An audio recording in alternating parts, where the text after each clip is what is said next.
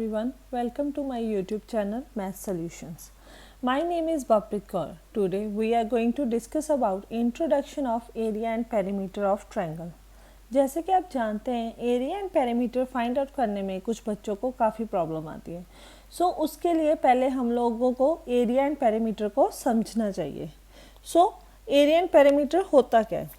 Area is described as the measurement of the surface of the object.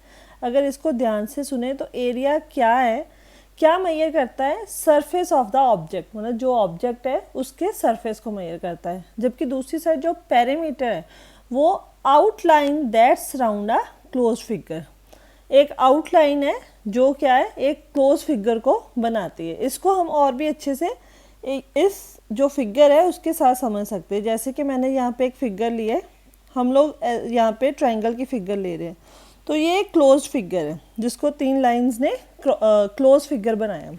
अभी next जो आता है हमारा क्या है? Space occupied by the figure.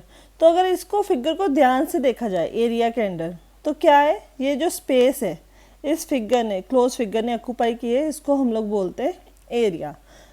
Next है पेरीमीटर। पेरीमीटर को क्या है? पेरीमीटर है रिम और बाउंड्री ऑफ अ फिगर, मतलब जो हमारी फिगर है उसकी बाउंड्री को हम लोग पेरीमीटर बोलते हैं। अगर मैं यहाँ पे देखूँ तो ये क्या है? मेरा पेरीमीटर जो है बाउंड्री है फिगर की। अभी नेक्स्ट हम लोग बात करते हैं इस फिगर के यूनिट्स के बारे में। अगर हम लोग एरिया के यूनिट्स के बारे में बात करते हैं तो वो क्या होते हैं? Square units. ठीक है, तो स्क्वायर यूनिट्स हो गए एरिया के यूनिट्स और लीनियर यूनिट्स हो गए पेरीमीटर के यूनिट्स। अब हम इसको समझते हैं क्या है।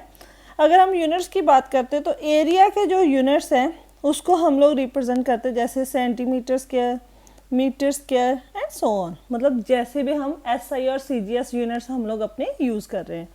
दूसरी साइड जो पेरीमीटर है, पेरीमीटर के यूनिट्स होते हैं लीनियर यूनिट्स। लीनियर यूनिट्स यानी कि लाइन के जैसे यूनिट्स। लाइन को हम लोग कैसे रिप्रेजेंट करते हैं? Centimetre, metre and so on, again जो भी हम CGS और SI यूनिट्स ले रहे हैं उसके अकॉर्डिंग। अभी हम इसको और भी अच्छे से समझते हैं एक और एग्जांपल से। जैसे कि हम यहाँ पे एक गार्डन लेते हैं, जैसे कि हमारे पास यहाँ पे एक रेक्टेंगुलर गार्डन है। तो अभी रेक्टेंगुलर गार्डन की 4 साइड्स होती हैं। तो अगर 4 साइड्स में बनाऊँ इस रेक्टेंगुलर गार्डन की तो ये क्लोज फिगर बन जाती है। अगर हमने अभी इस पे, मैं सोच रही हूँ कि मैंने ये इस जो फिगर है मेरी, जो रेक्टेंगुलर गार्डन है, मैंने उस पर ग्रास लगाना है, तो ग्रास मैं कहाँ पे लगाऊंगी? इस अंदर वाले जो शेडेड पार्ट है उसमें। तो ये क्या है? ये एक स्पेस है, ये एक एरिया है इस गार्डन का। तो मुझे सबसे पहले इस एरिया का पता होना चाहिए कि मैंने किस एरिया पे जो है ग्रास वो लगानी है।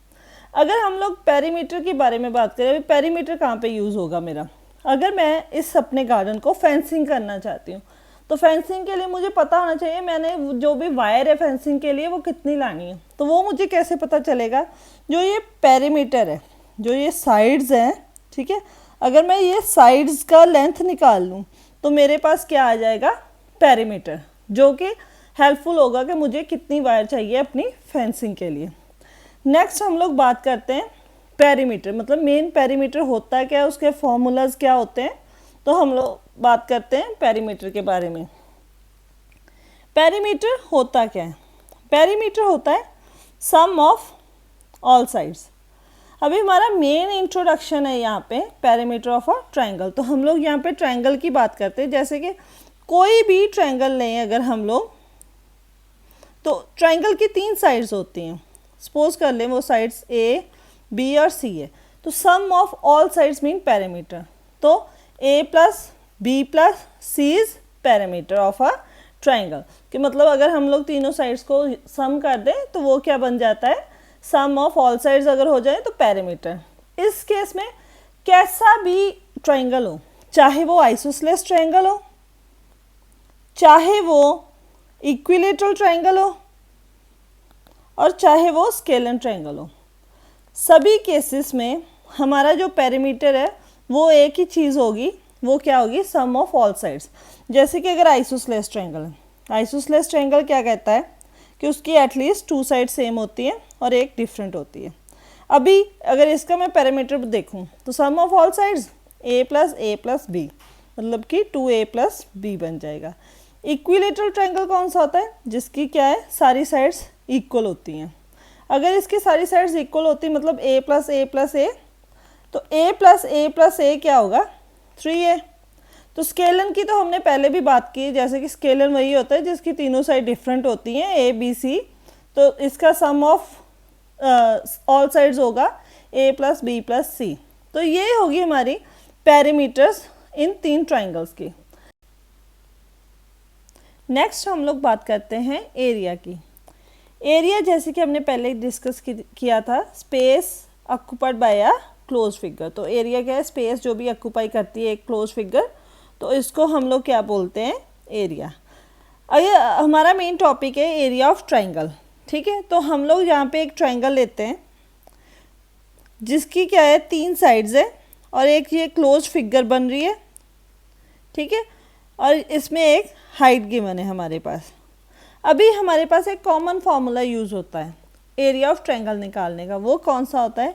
Half base into height. तो जो मेरा गिवन ट्रायंगल है इसमें जो बेस है वो मेरा ये वाला बेस है, ठीक है, और ये वो जो है ये मेरी हाइट है।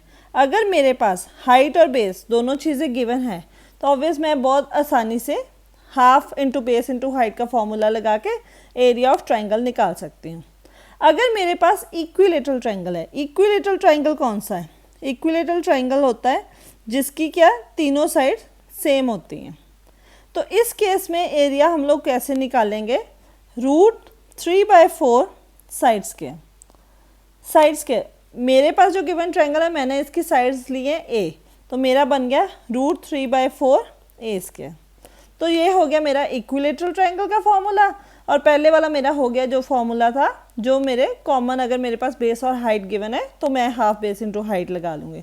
अभी नेक्स्ट केस आता है, अगर मेरे पास कोई ऐसा ट्रायंगल हो जिसकी मेरे पास सिर्फ तीनों साइड्स हो, चाहे वो आइसोसेलेस हो चाहे वो स्केलन हो ट्रायंगल, तो उस केस में मैं कौन सा फॉर्मूला यूज़ करूँगी? इस केस में मैं यूज़ करूँगी हीरोज़ फार्मूला।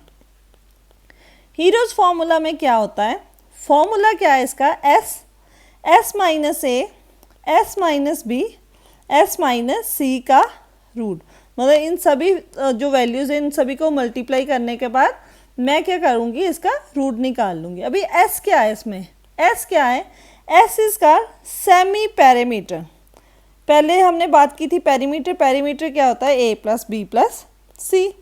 तो सेमी वर्ड यूज़ होता है हाफ के लिए। तो a प्लस बी प्लस सी का अगर मैं डिवाइडेड बाय 2 कर दूँ तो मेरे पास सेमी पैरामीटर आ जाता है, जिसको हम स्मॉल s के साथ डिनोट करते हैं। अगर हमारे पास स्मॉल s है तो हम लोग क्या करेंगे? s माइनस a, मतलब एक साइड माइनस करेंगे, दूसरी साइड माइनस करेंगे, थर्ड साइड माइनस करेंगे, उसका रूट निकालेंगे मल्टीप्लाई करने के बाद, तो हमारे पास एक आंसर आएगा जो क्या बताएगा कि इस ट्राइंगल का एरिया क्या आया है हमारे पास।